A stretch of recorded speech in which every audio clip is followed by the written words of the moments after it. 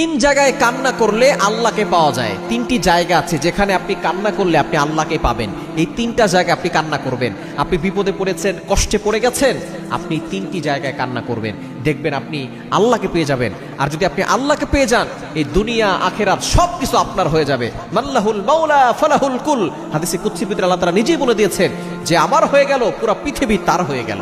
এজন্য অবশ্যই এই তিনটি জায়গায় কান্না করবেন। নাম্বার 1, এক নাম্বার হচ্ছে আপনি নামাজে সিজদায় গিয়ে কান্না করবেন। কারণ যখন কোনো ব্যক্তি সিজদা যায় তখন সে মনে করে যে আমার কপালটা মনে হয় কার্পেটে লাগছে, টাইলসে লাগছে, জায়নামাজে লাগছে। নো, হাদিসের ভিতরে এসেছে আকরাবু মা ইয়াকুনুল আবদু হুয়া সাজিদ, যখন কোনো বান্দা সিজদা করে তখন তার কপালটা আল্লাহর কুদরতি পায়ে ঠেকিয়ে দেয়। সুবহানাল্লাহ।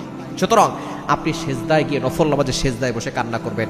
আপনি জাহান্নামের ভয়ে, আল্লাহর ভালোবাসায় আপনি কান্না করবেন। আপনি যত বেশি এই নামাজের সিজদায় কান্না করবেন তত বেশি আল্লাহর নৈকট্য অর্জন হবে।